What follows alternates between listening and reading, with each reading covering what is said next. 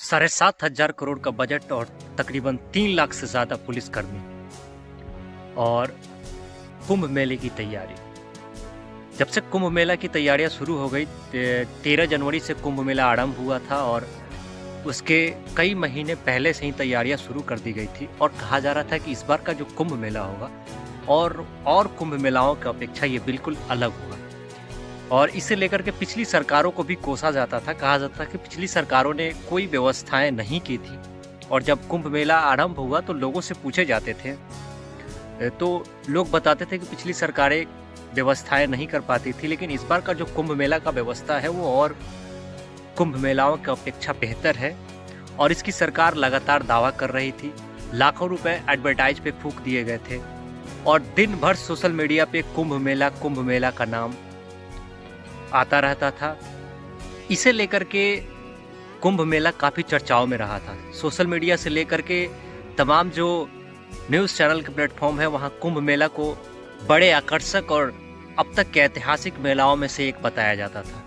कई चीज़ों को लेकर के इस बार का कुंभ मेला चर्चाओं में रहा था, चाहे वो फिल्म अभिनेत्री ममता कुलकर्णी को लेकर के रहा हो या फिर IITian बाबा को लेकर के रहा हो या फिर 13 वर्षीय एक लड़की जो नागा साध्वी बनने जा रही थी, हालांकि उसे बाद में रिकवर कर लिया गया, बचा के लिया गया। इन सब चीज़ों को लेकर के कुंभ का जो मेला था वो काफ़ी चर्चाओं में बना रहा था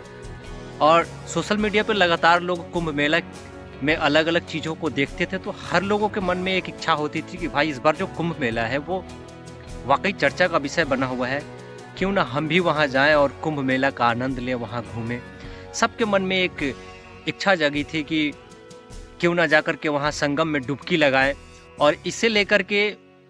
29 तारीख को वहाँ शाही स्नान होने वाला था। तो सुबह 29 तारीख को शाही स्नान होने वाला था, इसे लेकर के 28 तारीख से ही लोग वहाँ एकत्रित होने लगे और 28 तारीख के मध्य रात्रि यानी 29 तारीख को सुबह होने से पहले रात में तकरीबन 2 बजे करोड़ों की संख्या में प्रयागराज में लोग एकत्रित हो गए शाही स्नान के लिए। और भीड़ इतना वहाँ पे हुआ कि जो सारी व्यवस्थाओं के दावे किए जाते थे सरकारों के द्वारा, कहा जाता था कि इतनी सुसज्जित ढंग से व्यवस्थाएं की गई हैं कि किसी प्रकार से कहीं कोई गड़बड़ी नहीं होने वाला है, वो सारी व्यवस्थाएं सरकार की धड़ी की धड़ी रह गई। और इतना भीड़ हुआ कि लोग बैरिकेडिंग तोड़ के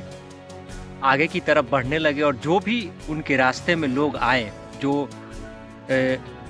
नीचे खुले आसमान में जो लोग भी सोए हुए थे उन्हें वो लोग कुचलते हुए आगे की ओर बढ़ते चले गए। और इसमें तकरीबन 30 लोगों ने अपनी जानें गंवाई, तकरीबन 90 से ज़्यादा लोग घायल हुए और 25 लोगों की पहचान उस समय तक की जा चुकी थी कि ये लोग कहाँ के हैं, कौन हैं। इन सब घटनाओं के बावजूद ये सरकारी डाटा है कि इतने लोग ने अपनी जानें गंवाई हैं। इन सब घटनाओं के बावजूद सरकार जो है इन सब चीज़ों को मानने के लिए तैयार नहीं थी। घटना के तुरंत बाद प्रदेश के जो मुखिया है उन्होंने एक प्रेस वार्ता किया और मीडिया के सामने आकर के उन्होंने कहा कि किसी प्रकार से कोई घटनाएं नहीं हुई हैं, आप मेला में आइए, सब कुछ व्यवस्थाएं ढंग से हैं, लोगों को अफवाहों पे ध्यान देने की ज़रूरत नहीं है, मेला में आप आना चाहते हैं तो आइए, कोई दिक्कत नहीं है आने पे। इन सब चीज़ों को छुपाने का बहुत प्रयास किया गया, लेकिन 72 घंटा के बाद जब मेला के जो DGP हैं वैभव कृष्ण, उन्होंने आधिकारिक तौर पे घोषणा की कि मेले में 30 भगदड़ होने से मेले में 30 लोगों ने अपनी जानें गंवाई है, 90 लोगों का इलाज मोतीलाल नेहरू अस्पताल में, वहाँ का जो सरकारी अस्पताल है वहाँ किया जा रहा है और तकरीबन 25 लोगों की हमने पहचान कर ली है कि ये लोग कहाँ से थे, कौन थे, और 5 लोगों की पहचान नहीं हो पाई है जिनका पहचान करने की जो प्रक्रिया है उसे किया जा रहा है। लेकिन ये सब चीज़ें 72 घंटे के बाद स्वीकार की गई। 72 घंटों तक इन चीज़ों को पूरी तरह से छुपाने का प्रयास किया जा रहा था सरकार के द्वारा, वहाँ के पदाधिकारियों के द्वारा। और मेले में जो भी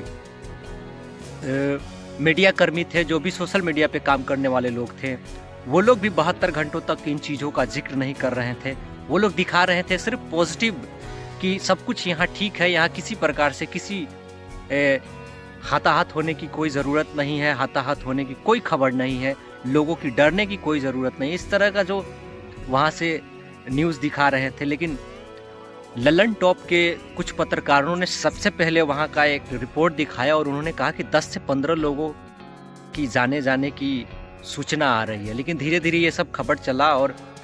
तकरीबन एक नहीं दो जगह से निकल के आई है कि 2 जगह भगदड़ मची थी और दोनों जगह में तकरीबन 60 से 70 लोग, जो लोग जिन्होंने इन घटनाओं को वहाँ देखा है अपनी आंखों से, वो लोग बताते हैं कि 60 से 70 लोगों ने अपनी जानें गंवाई हैं। लेकिन सरकार इन डाटा को छुपा रही है। सरकार नहीं चाहती है कि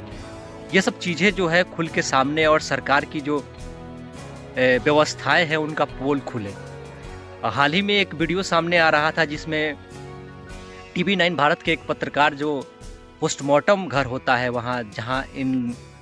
मृतकों का पोस्टमार्टम हो रहा था, जो भगदड़ में जिन्होंने अपनी जानें गंवाई थी, वहाँ जब जा कर के रिपोर्टिंग कर रहे थे, उन्हें रिपोर्टिंग से रोका गया,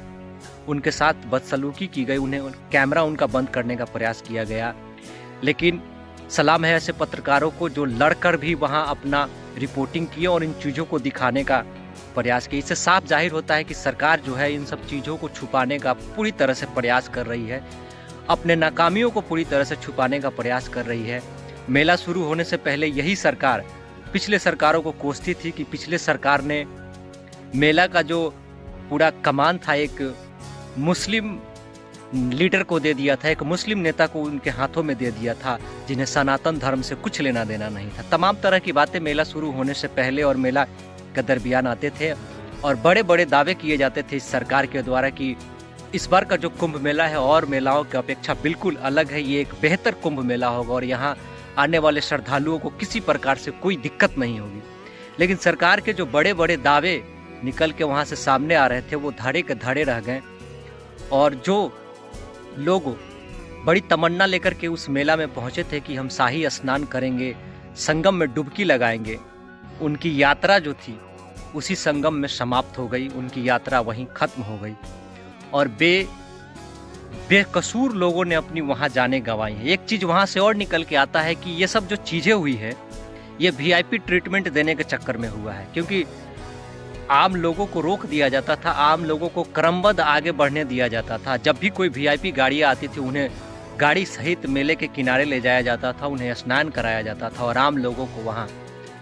फंसे रहने के लिए घंटों लोग वहाँ फंसे रहते थे और कई घंटे चलकर पैदल लोग पहुँचते थे घाट के किनारे। इन्हीं सब चीज़ों को देखते हुए जो वहाँ लोग थे, जो लोग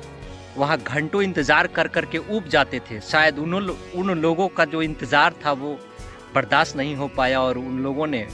इस VIP ट्रीटमेंट को तोड़ने के चक्कर में, इस VIP रूल को तोड़ने के चक्कर में शायद ये सब घटनाएं हुई हैं। लेकिन इन सब घटनाओं के बाद एक चीज़ से स्पष्ट हो जाता है कि जो सरकार की व्यवस्थाएं थी, जिन व्यवस्थाओं की सरकार बड़े बड़े दावे किया करती थी मेला शुरू होने से पहले, वो सारी व्यवस्थाओं का पोल खुल गया। उस तरह की व्यवस्थाएं इतने करोड़ों लोगों को मेला में एकत्रित करने के बाद जो सरकार की व्यवस्थाएं थी वो पूरी तरह से फेल हो गई। वो व्यवस्थाएं धड़े की धड़े रह गई और आम लोगों ने अपनी जानें गंवाई है। बाकी सरकार की ऐसी व्यवस्थाएं और इस मेले पे तकरीबन 7,500 करोड़ रुपए फूंक देने और अच्छी व्यवस्था करने की दावे को लेकर के और ऐसी घटनाओं को लेकर के जिनमें इस घटना में जिन्होंने अपनी जानें गंवाई है, जो आम आदमी थे उन्होंने अपनी जानें गंवाई हैं, इसे लेकर के आपकी क्या प्रतिक्रिया है? आप अपनी प्रतिक्रिया हमें कमेंट बॉक्स के जरिए दे सकते हैं।